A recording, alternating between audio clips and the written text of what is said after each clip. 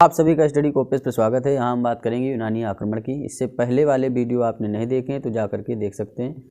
घटना चक्र नाम से प्लेलिस्ट बना हुआ है। एंशिएंट का अलग बना है, मिडिवल का अलग बना है, मॉडर्न का अलग बना है। मैराथन क्लासेज आने वाली हैं घटना चक्र की, सिर्फ क्वेश्चन आंसर की, क्योंकि आपका आरओ का पेपर लगा है तो मैराथन लाने वाले हैं। 2 से 3 दिन में आ जाएंगी क्लासेज। तो चलिए शुरू करते हैं फिलहाल बिना आपका टाइम वेस्ट के, बिना किसी देरी के। देखिए यूनानी आक्रमण की बात करें तो 6ठी शताब्दी ईसा पूर्व के मध्य जो है ईरान में कुरुस या फिर उन्हें साइरस भी कहा जाता है, साइरस द्वितीय ने हखामनी साम्राज्य की स्थापना की थी। कब की थी? 558 से 529 ईसा पूर्व में की थी। साइरस द्वितीय ने हखामनी साम्राज्य की स्थापना कहाँ की थी? मध्य ईरान में की थी। ठीक, बेहस्तून, पर्सिपोलस तथा नक्शे रुस्तम अभिलेख जो मिला है, ठीक, उसमें दारा प्रथम के शासनकाल का है। जो बेहस्तून और पर्सिपोलिस और नक्शे रुस्तम अभिलेख जो मिला है ना, वो दारा प्रथम के शासनकाल का है। इनसे भारत पारसिक संबंधों के विषय में महत्वपूर्ण सूचना प्राप्त होती है कि भारत और पारसियों के संबंध कैसे थे। ठीक, किस अभिलेख से? बेहस्तून, पर्सिपोलिस, नक्शे रुस्तम अभिलेख से। ये जो है दारा प्रथम के शासनकाल के जो है अभिलेख हैं। दारा प्रथम के साम्राज्य में जो है 23 प्रांतों का उल्लेख उनके बेहस्तून अभिलेख में हुआ। जो उनका बेहस्तून अभिलेख था उसमें 23 प्रांतों का उल्लेख हुआ है। हेरोडोटस के विवरण से ज्ञात होता है कि भारत जो था दारा के साम्राज्य का 20वां प्रांत था। जो आपके दारा थे वो भारत जो है दारा के साम्राज्य का 20वां प्रांत था, ऐसा जो है हेरोडोटस के विवरण से ज्ञात होता है। दारा को इस प्रांत से 360 टैलेंट स्वर्ण धूलि की आय प्राप्त होती थी। ये जो है इनका, जैसे आपका आज का रुपया है वैसे इनका जो है कर लेने का स्वर्ण धूलि होती थी। टैलेंट 360 टैलेंट स्वर्ण धूलि। टेसियस अर्थजर्कसीज का राजवेद था। जो टेसियस था वो आपका अर्थजर्कसीज का राजवेद था। पारसिक संपर्क के परिणाम स्वरूप जब पारसियों के संपर्क में आते हैं भारतीय, तो भारत के पश्चिमोत्तर प्रदेशों में, जो भारत का पश्चिमोत्तर प्रदेश है, पश्चिम उत्तर समझते हैं, ये आपका पश्चिम है, ये आपका उत्तर है। तो पश्चिमोत्तर जो प्रदेश हैं आपके, गुजरात, पंजाब, ये सारे जो हैं, तो यहाँ पर खरोष्टी नामक नई लिपि का जन्म होता है जो ईरानी अरामेक लिपि से उत्पन्न हुई है। खरोष्टी लिपि किससे उत्पन्न हुई है? ईरानी अरामेक लिपि से उत्पन्न हुई है। फारसी स्वर्ण मुद्रा डेरिक कहलाती है और रजत मुद्रा जो होती है उसे सिगलोई कहा जाता है। जो फारसियों की स्वर्ण मुद्रा है उसे क्या कहते हैं? डेरिक, और जो आपकी रजत मुद्रा यानी चांदी वाली मुद्रा है उसे सिगलोई कहा जाता है।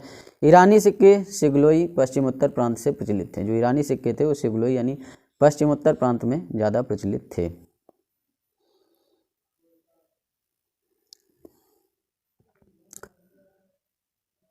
महापद्मनंद के उत्तराधिकारियों की संख्या पुराणों तथा बौद्ध ग्रंथों में 8 मिलती है। जो महापद्मनंद के जो उत्तराधिकारी थे उनकी अगर संख्या की बात करें तो पुराणों और बौद्ध ग्रंथों में 8 मिलती है।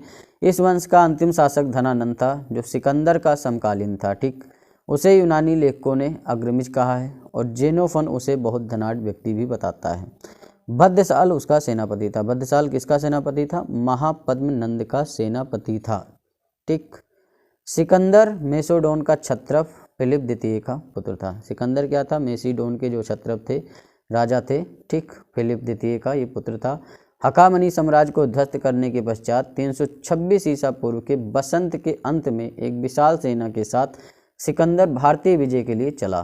ठीक, इसने क्या किया? पहले हखामनी साम्राज्य को ध्वस्त किया और 326 ईसा पूर्व में जब बसंत का अंत था तो एक विशाल सेना इसने ली और सिकंदर जो है भारतीय विजय के लिए चल पड़ा। लगभग 2 वर्ष के अभियान के पश्चात जो है 325 ईसा पूर्व के सितंबर माह में सिकंदर ने पाटल से यूनान को प्रस्थान किया। पाटल एक जगह का नाम, वहाँ से यूनान को ये प्रस्थान करता है, चलता है। डॉक्टर हेमचंद राय चौधरी ने 28 स्वतंत्र शक्तियों का उल्लेख किया है जो उस समय पंजाब तथा सिंध के प्रदेशों में विद्यमान थी। मतलब हेमचंद राय चौधरी एक लेखक हैं, उन्होंने बताया कि 28 स्वतंत्र शक्तियाँ थीं जो पंजाब और सिंध के प्रदेशों में विद्यमान थी। सिकंदर के आक्रमण के समय अश्वक एक सीमांत गणराज्य था। अश्वक क्या था? एक सीमांत गणराज्य था जिसकी राजधानी मशग थी। अश्वक की राजधानी मशग थी।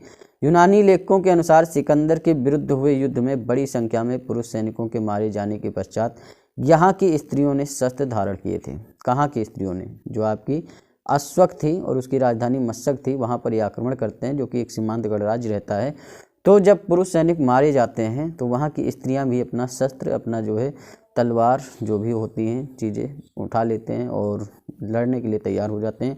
इसी विवरण से ये पता चलता है, ठीक, कि सिकंदर ने इस नगर की समस्त स्त्रियों को मौत के घाट उतार दिया था।